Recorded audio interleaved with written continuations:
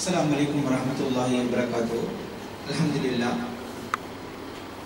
உண்மையிலே கடந்த ரமலானுக்கு பின் பொதுக்கூட்டம் நடைபெற்றது ஹஜ் பெருநாள் என்று. அந்த ஹஜ் பெருநாள் பொதுக்கூட்டத்தின் போது நமது முன்னாள் தலைவர், இந்த அமைப்பை உருவாக்குவதற்கு காரணகர்த்தாவாக இருந்த நமது தலைவர் மௌலவி ஃபாயிம் அவர்கள் நாட்டுக்கு செல்ல இருப்பதனால் ஒரு புதிய தலைவரை நியமிக்கும்படி வேண்டப்பட்ட போது நமது சகோதரர்களால் செயலாளராக கடமையாற்றிக் கொண்டிருந்த என்னையே தலைவராக செயல்படும்படி வேண்டியதற்கிணங்க நான் தலைவர் பொறுப்பை ஏற்றேன். எனது ஒரு பழக்கம், பதவி என்பது ஒரு சமூகத்துக்கு செய்ய நினைத்தால் அது வாங்கி சென்று செய்ய வேண்டும் என்பதுதான் எனது ஒரு சிந்தனை. அதன் அடிப்படையில் நான் ஒரு கருத்தை கட்டாயம் இந்த கூட்டத்தில் கூறி ஆரம்பிக்க வேண்டும் என்று எனது பல சகோதரர்கள் ஞாபகப்படுத்தினார். ஏனென்றால் இலங்கையில் நான் அரசியலோடு தொடர்புற்ற ஒரு மனிதனாக இருந்தேன். இந்த செயற்பாடுகள் எதுவுமே அரசியல் நோக்கத்தை கொண்டு செயல்படுவதில்லை. இது நான் அந்த அரசியலுக்கு எதற்காக போக நினைத்தேனோ அதை நமது சமூகத்துக்கு செய்ய இது ஒரு நல்ல சந்தர்ப்பமாக நினைத்து எனது பிரச்சனைகளுடனும் எனது சொந்த பிரச்சனைகளுடனும் நான் என்னால் முடிந்ததை செய்து கொண்டு போகின்றேன். ஆகவே இன்ஷா அல்லாஹ் இதற்கு பிறகு எனது எதிர்கால முடிவுகள் அரசியலாக இருக்கட்டும், சமூக விடயங்களாக இருக்கட்டும், அது இந்த அனைத்து உறுப்பினர்களது முடிவை கொண்டே நான் செயல்படுவேன். அது உங்களுக்கு ஆற்றக்கூடிய எனது வாக்கு. இந்த கூட்டத்தில் தலைவர் என்ற ரீதியில் முதலாவது ஒரு விடயமாக நாம் அனைவருக்கும் ஒரு முஸ்லிமாக பிறந்த எமக்கு தொழுகை கட்டாய கடமை. அந்த தொழுகையை நாம் அனைவரும் முறையாக செய்ய முயற்சிக்க வேண்டும். ஏனென்றால் அல் குர்ஆனிலே வரக்கூடிய ஒரு வசனத்தில் தெளிவுபடுத்திய விடயம்தான், நீங்கள் தொழுகையாளியாக இருந்து நீங்கள் செய்யக்கூடிய நன்மையான காரியங்கள் உங்களை சுவர்க்கத்துக்கு கொண்டு செல்லக்கூடிய வாசலாக அமையும். ஆகவே நாம் எவ்வளவு நல்ல விடயம் செய்தாலும் அந்த நல்ல விடயமெல்லாம் நமக்கு சுவர்க்கத்துக்கு வாசலாக அமைய வேண்டும் என்றால் நிச்சயமாக நாம் தொழுகையாளியாக இருக்க வேண்டும். ஆகவே இந்த தலைவராக இருக்கட்டும், என்னிடம் குறைபாடு இருந்தால் எனக்கு கட்டாயம் சுட்டிக்காட்ட வேண்டும், என்னையும் ஊக்கப்படுத்த வேண்டும் தொழுகையின் பொழுது. அதுதான் நமக்கு தேவை. இரண்டாவது நமது ஒற்றுமை. நமது ஒற்றுமை என்பது இந்த கத்தாரிலும் சரி இலங்கையிலும் சரி இதுதான் முக்கியம். ஒற்றுமை என்பது சமூகம் வேறுபடுவதற்கு பல காரணங்கள் அதிகம். அது அரசியலாக இருக்கட்டும், மார்க்க நெறிமுறைகளாக இருக்கட்டும், சமூக சிந்தனைகளாக இருக்கட்டும், அல்லது பாடசாலை பிரிவினைவாதங்களாக இருக்கட்டும், ஊர்வாதங்களாக இருக்கட்டும், இவை அனைத்துமே மறந்து ஒற்றுமையாக செயல்பட வேண்டும் என்பதுதான் எனது இரண்டாவது வேண்டுகோள். மூன்றாவது, சமூக சேவை என்பது ஒரு மனிதனுக்கு எவ்வளவு முக்கியமானது. அதை இரண்டு காரணங்களை கொண்டு நான் சுட்டிக்காட்டுகின்றேன். ஒன்று, நமது வாழ்க்கையில் ஆபத்து என்பது நாம் சொல்வோம் இறைவன் நாடி இருக்கிறான் என்று. உதாரணமாக சுனாமி வந்தால் இதுக்கு உலமாக்கள் இரண்டு கருத்துக்கள் கொடுத்தார்கள். ஒன்று, அந்த பக்கத்தில் நடக்கும் அழிவுகள் ஒரு காரணம் என்று சொன்னார்கள். இன்னும் சிலர்கள் சொன்னார்கள் இல்லை, இது அல்லாஹ்வின் நாட்டம் என்று கூறினார்கள். ஆனால் இதையெல்லாம் ஆராய்ந்த உலமாக்களின் ஒரு கருத்து தான், உண்மையிலே அல்லாஹ்வின் மலக்குகள் நினைத்தால் அல்லாஹ் மலக்குகள் மூலம் பாதுகாப்பான். அந்த இடம் மலக்குகள் வரக்கூடியதாக அமைந்திருந்தால் நிச்சயமா அந்த மக்கள் பாதுகாக்கப்பட்டிருப்பார்கள். ஆகவே அந்த மக்கள் வாழ்ந்த சூழல் ஒரு மார்க்க நெறியுடன் இருக்கவில்லை. ஆகவே மலக்குகள் இருக்கவில்லை என்பது ஒரு கருத்தாக விளங்கப்படுத்தினார்கள்.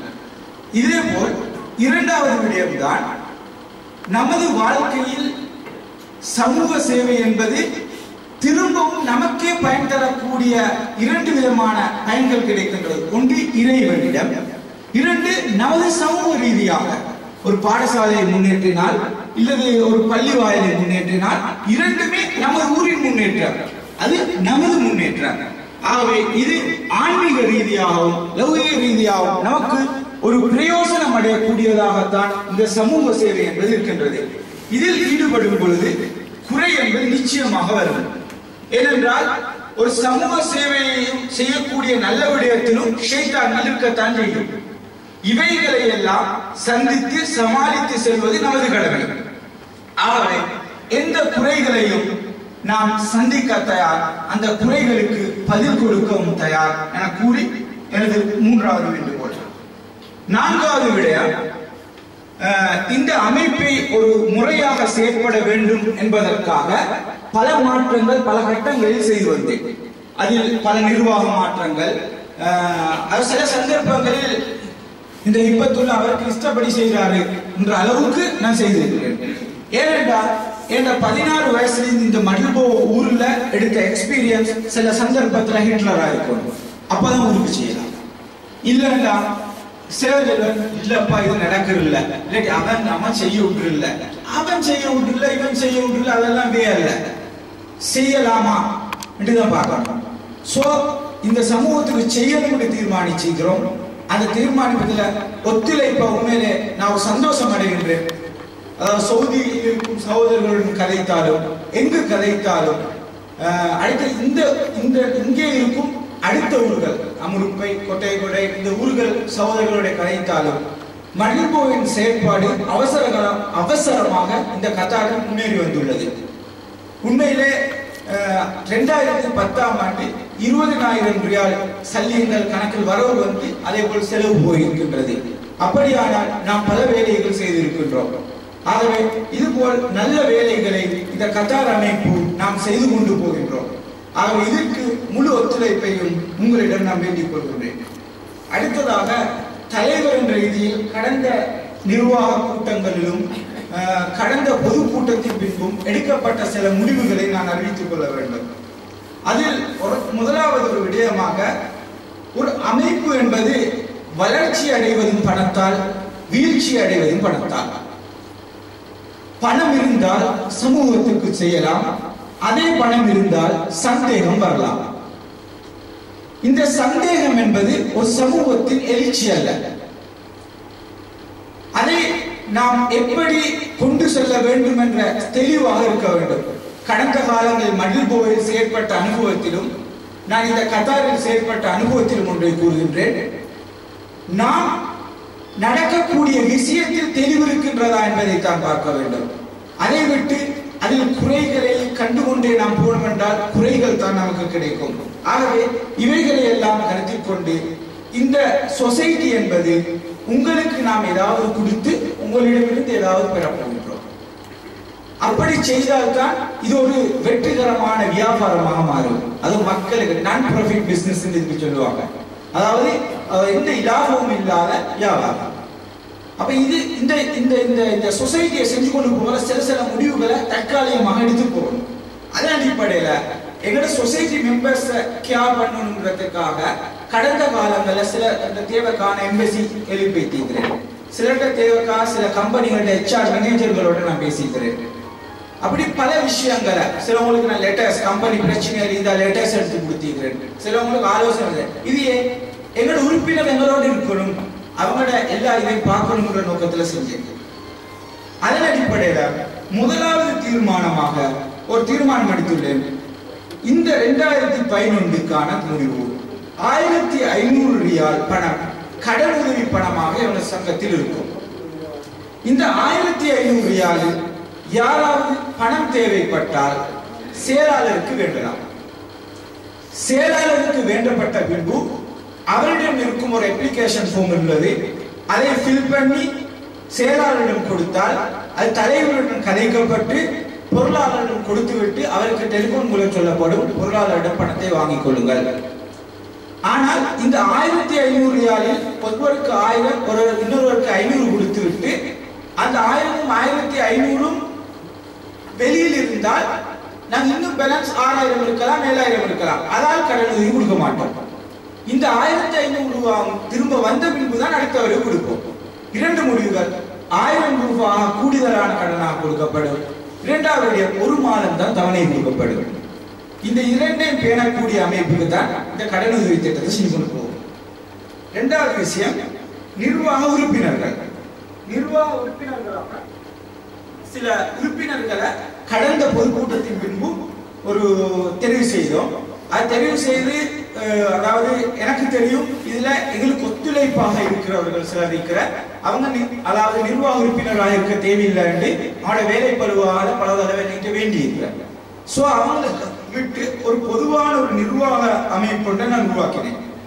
அதுல ஒன்னாவது தலைவராக எனது பேரும், உபதலைவராக மௌலவி இர்ஃபான் அவர்களும், செயலாளராக ருமைஸ் அஹ்மத் அவர்களும், உப செயலாளராக நிஹாஜ் அவர்களும், பொருளாளராக சகோதரர் மாஹிர் அவர்களும், துணை பொருளாளராக ரம்ஜீன் அவர்களும், கட்டாரின் அமைப்பு செயற்பாட்டு செயலாளராக நமது சகோதரர் ஜரூக் அவர்களையும், பிரச்சார செயற்பாட்டு செயலாளராக ரியாஸ் அவர்களையும், அதே போல் அடுத்த நிர்வாக உறுப்பினர்களாக சகோதரர் எம்ஆர்எம் ஃபௌசர்,